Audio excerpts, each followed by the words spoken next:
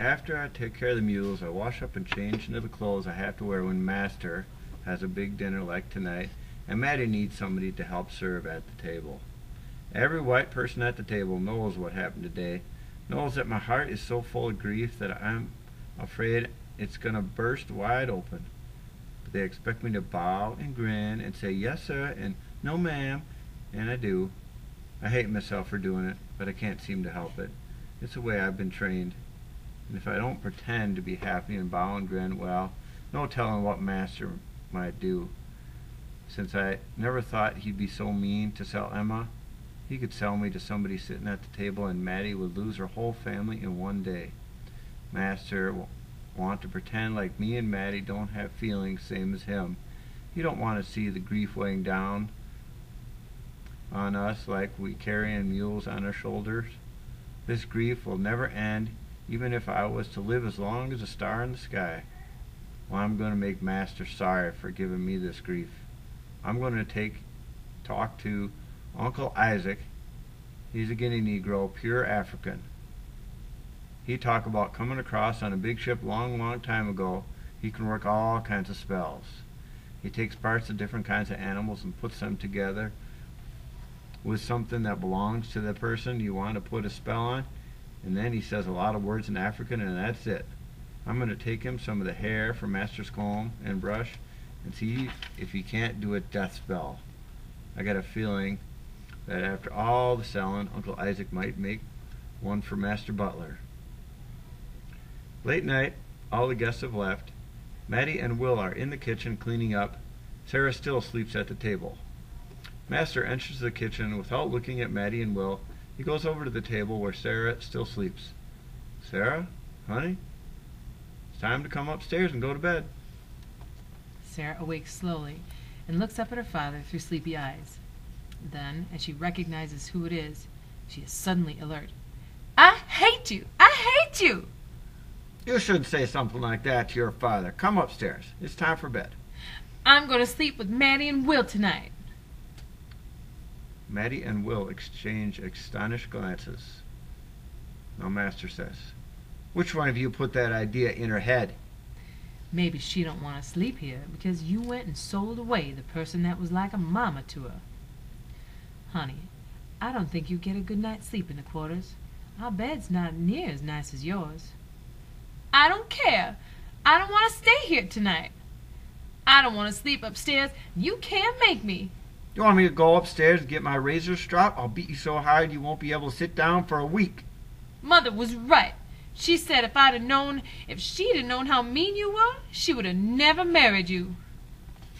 "Well, it's pretty clear that you are your mother's child and not mine.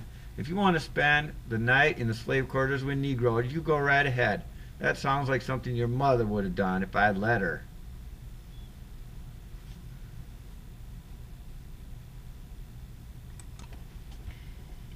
Interlude 7. Sarah as a young woman. I felt so proud when he said I was Mama's child and not his. I wished Emma had been there to hear him say that about me. I don't know if I would have known how to react to her being sold if Emma's last words to me hadn't been to tell me to have as good a heart as my mama. When I was sitting there at the table in the kitchen, I wasn't asleep as much of the time as Maddie thought. I suppose I slept some, but most of the time I was thinking about how to have a good heart. Mama cared about the slaves, and she never called them by that awful word, not even behind their backs. So I decided having a good heart meant staying with Will and Maddie. They had just lost their daughter, and in my childish mind I suppose I thought I could be Emma, if only for a night or two. Of course, being a mother now, I realized how foolish that was. If I were to lose my Emma, someone else's child couldn't fill that place in my heart. No, looking back on it now, I understand that I needed them that night far more than they needed me. I stayed that night, and I missed my bed in my room, and I agreed to go back the next night, if only Maddie stayed with me until I went to sleep. And she did. It was almost like having Emma there. Papa thought things would have been different once we went to Philadelphia. He thought I would forget, but I didn't, and I was hurt that he didn't want to remember. I thought about Emma every day, and that's not an exaggeration. I still do. At night I would look up at the stars and find the Big Dipper and wonder if Emma was looking right at that moment and seeing it too. I thought I hated Papa, but as he was dying, I realized I didn't. Hatred is as much of a relationship as love. I almost wished I had hated him, because what I felt was far, far worse. I had no respect for him as a man, no respect for how he had lived his life. Yes, he was my father, and I honored him because he had helped to give me life. More than that, I could not do. I sat there by his bed, and he so desperately wanted to hear me say that I loved him. Do you love your papa, Sarah? He asked, his voice so weak I could barely hear him. All I had to do was nod my head. I didn't even have to say anything. Just a simple nod and he would have died happy. But I wanted him to feel what Mattie and Will felt when he sold Emma. He looked at me, his eyes pleading. I took his hand in mine and patted it lightly and then left the room. Frances hurried in, and I heard her burst into a sob. Between the time I left and she entered, he died. I cried. Chapter 8. The Henfield Plantation. A year later, the Henfield farm in Kentucky. Emma and Joe are in the kitchen of Mistress Henfield's house, cleaning up after dinner. Emma says, or thinks, I look forward to this part of the day. When Joe finishes brushing down the horses and the mules and giving them their feed, he comes here and helps me clean up after I've served Mistress her supper. I always save him something to eat, and we sit around the table and talk about things, like Mama and Papa did. Since Samson's been sick, Joe drives Mistress to town when she needs to go. That led him to getting a job in town, working at the general store a couple of days a week. But he always gets back in time for us to have our supper together in the kitchen and to help me clean up. I like having someone I can talk to, someone who listens to me and understands what I'm saying. Emma says to Joe, Mistress Henfield keeps asking me if it's better for me here than when I was on the Butler plantation. I tell her what she want to hear. There ain't near as much work to do. There ain't nobody to cook for except her and Miss Ruth. Taking care of Miss Ruth ain't near as much work as looking after Miss Sarah and Miss Frances was. That don't mean it's better being here. I would be better if I could be with my mama and papa. If you weren't here, Joe, I don't know what I would do. It's nice being with somebody who remembers the same things I do. I like it when we laugh together over some of the stories that Junius used to tell, and you hum some of the tunes that Ezekiel used to play on his fiddle. What I like most, though, is when we talk about the things we remember about my mama and papa and yours. They don't seem so far away then. You know I always was sweet on you, and I think you're sweet on me. You think it's time we jump the broom? Joe, you know how I feel about that. If we jump the broom, then the next thing we be having children, and you know I don't want to have a child and take care of her and have her grow up, and then one day she be sold away from me. I can't have no child what's going to be a slave. I just can't do it. What if we don't have to be slaves no more? We gonna be slaves until the day they throw us in a hole in the ground. Maybe not. Yesterday, at the store, things were pretty quiet. Wasn't much to do and wasn't nobody there. Me and Mr. Henry was sitting around the potbelly stove in the center of the store, and he said real quiet to me, Joe, you ever think about being free? I had to have almost fell off the chair. Never had a white person ask me about being free. Wondered if he was trying to get me in trouble. What if I said, that's all I think about? Would you tell Mistress? She's a nice lady and all, but as nice as she is, she don't want no slave on her place to be thinking about freedom. So when Mr. Henry asked me, I don't know what to say. He surprised me even more when he says, I apologize, I shouldn't have asked you that. You don't know me. What should you tell me or any white man the truth? So let's just leave it like that. I don't know if you know it, but this town ain't far from the Ohio River. On this side of the river there are slaves, but on the other side there ain't no slaves. And I know some people over there, people who want to help slaves on this side get across the river to where they don't have to be slaves no more.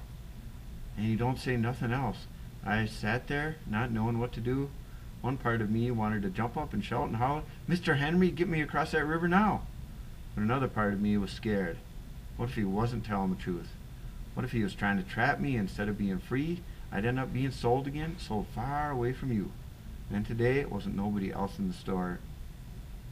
Me and Mr. Henry was sitting by the stove again, and he took 3 pieces of kindling wood. He laid one at an angle, and then the second one at an angle, so that the 2 pieces met at the top. Then he took the 3rd piece and laid it across the other 2. Joe, I could be thrown in jail for what I'm about to do, but you see them 3 sticks I just laid out? I allowed as I did. That's the first letter of the alphabet. That's the letter A. My eyes got big. Was he teaching me to read? He went over behind the counter and come back with an empty croaker sack that had some writing on it. He handed it to me. You see anything on the sack look like them 3 sticks on the floor? I was holding the sack in my hands, but I was so excited my hands were trembling and I could barely see what was on the sack. But there it was. I saw it. Right here, I said, pointing to the letter. That's it, ain't it? Ain't that it? I was so excited I could hardly stand it. Mr. Henry smiled. That's right, Joe. That's the letter A. Never had a grin on my face like I had at that minute. I could read, leastways I could make out 1 letter. He say, "Don't you let on to nobody what I'm doing. It's against the law to teach a slave to read, and I could be put in jail, or worse. This is just between you and me." That's what it looks like, Emma. That's the letter A. What did you say he said about us being free, Joe? He said there's a big river called Ohio, and on this side of the river there's slaves, but on the other side there ain't no slaves. And he says he knows people who want to get slaves from this side of the river to the other. I heard Mistress talking once about the Ohio River. It was one time when she had company. I didn't hear her say nothing about freedom being on the other side, but she mentioned the name of a place, a city that was on the other side of the river. Mr. Henry said the name of the city too. It was a funny sounding word. Cincy something. Cincinnati? Was that it? That's it, Cincinnati. In their excitement, their voices have gotten louder, and each puts an index finger to their lips to signal that they should be quiet.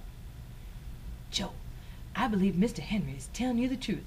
I ain't never heard of no white man teaching a slave how to read. One of the biggest fights Master Butler and the mistress had was when she said she was going to teach the slaves to read and write. A few days after that, she was headed back to Philadelphia. Oh, any white man who wants a slave to learn to read and write has a heart like Mistress Butler, and that's a heart I trust. If we make it to Cincinnati, will you be my wife? Joe, I'll not only be your wife, I'll have as many babies as you can give me. What should we do about Charles? What about Charles? I want to tell him and see if he wants to come with us. And what will he tell his papa? Samson will run as fast as he can and tell Mistress. Charles ain't like his papa. Since Samson been sick, me and Charles talk a lot when we were working in the barn. He hates slavery worse than we do. And what about Winnie and that baby they got? That's how come he wants to be free. He says he don't want his baby growing up in no slavery. He don't want his son to grow up to be no slavery lover like Samson. I don't know. We don't know what we's getting ourselves into. If it was just Charles, maybe. But Winnie and the baby, too? I don't know, Joe. Charles ain't gonna leave without Winnie and the baby. I don't like it. But I can see you got your heart set on bringing them along. I guess if I had a friend, I'd be wanting to bring her. Thanks, Emma. Interlude 8. Samson. A while back, one of the mules kicked me in the shin.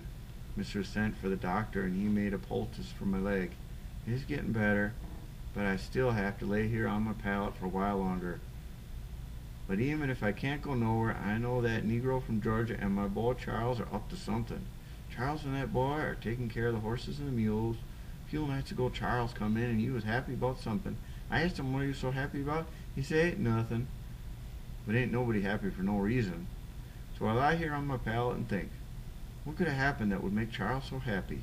After Charles told me that Mistress was having Joe drive her into town and that Joe was working a couple of afternoons at the store, I knew all I needed to know. I know things about Mr. Henry, I do. One time a few years back, right after he come to town and opened that store, I had taken the mistress into town. Mr. Henry was helping me load up the wagon with supplies that Mistress had just bought. She'd gone off to take care of some business or other at the bank. I was in the back of the store with Mr. Henry, and I was about to pick up a 50-pound sack of flour when Mr. Henry asked me, "Samson, do you ever think about being free?" I looked at that man like he had lost his mind. I thought the man was trying to get me in trouble. If I said yes, he might tell Mistress that I was dangerous because only dangerous Negroes thought about something like that. But I told him the truth. "No, sir. From what I understand, them free Negroes up north wish they was in slavery because freedom is too hard for a Negro." "Yes, sir. Mistress takes care of these Negroes." "Yes, sir. I don't have to worry about where I'm going to sleep at night. Don't have to worry if I'm going to eat every night. If I get sick, Mistress send for the doctor, and he come right away. What I want to be free for and have to worry about all them things myself." Mr. Henry didn't say nothing else, but ever since then I kept my distance from that man. I don't know what he was up to, but whatever it was, it meant trouble for this Negro. I reckon now I should have told Mistress about him. Don't know why I didn't. Maybe it's because I felt sorry for some of the Negroes on Master Pendle's plantation. He treats his Negroes hard, and if some of them had a chance to escape, I wouldn't stand in the way. But Mistress Henfield treats us good and don't give us no reason to want to run away. But that Joe, I bet anything Mr. Henry got to talking about freedom to that boy, and he ain't got no more sense than to listen. And then Joe talked to Charles, who ain't got the sense he was born with. I don't let on that I know something's up. I also don't let on that I'm getting better. I just lay here and pretend like I'm sleeping, but I'm just waiting. I don't know what I'm waiting for, but I'll know when it happens. Charles lies on a pallet on one side of the small log cabin next to his sleeping wife and baby. On the other side of the room, his father, Samson, lies on his pallet. Both are awake, but neither knows the other is. Each is alone with his thoughts. Outside there's a faint sound of distant thunder. Charles: "I'm scared. Ever since I can remember, I done thought about getting away from here, about being free, but now that I've got the chance, I don't know what to do. Papa has always made being free sound like the worst thing there is. He say freedom don't mean nothing but worry. Worry about how to get something to eat and some place to stay and how to pay for the doctor and all like that. I suppose he's right, but I don't think that's all there is to being free. What about how a person feels in his heart? And I just know my heart would feel a lot better if Mistress Henfield didn't own me like she owned her horse and her house and the mules and horses in the barn. She can sell me away from Winnie tomorrow, and I couldn't say a word about it. Being free is knowing that me and Winnie can be together the rest of our lives and can't nobody say different. But still, I'm scared. I don't know what's worse, staying here and being owned by Mistress Henfield, or hoping she didn't sell me away from Winnie or Winnie away from me, or going with Joe and Emma and trying to get across the river, not knowing where we're going or what we'll do. I'm ashamed of myself, I guess. I got some of my papa in me. I don't love Mr. Henfield the way he do, and I don't grin and bow around the white folks the way he do. When I'm around Joe, I talk like I'm a lot braver than I really am, but deep down, I like not having to worry about all the things I'd have to worry about if I was free. Maybe that's reason enough to get away from here. A real man don't live his life letting somebody else take care of him like he was their child. Mr. Henfield treats all us Negroes like we are pet dogs that sit when she say sit, fetch when she say fetch, and stand up on our hind legs and beg when she say so. If I stay here, I'm afraid I ain't gonna end up no better than my papa. I don't want my daughter to look at me the way I look at him. That would hurt my heart worse than anything in the world. Better to try and get to freedom than stay here. I just wish I wasn't so scared.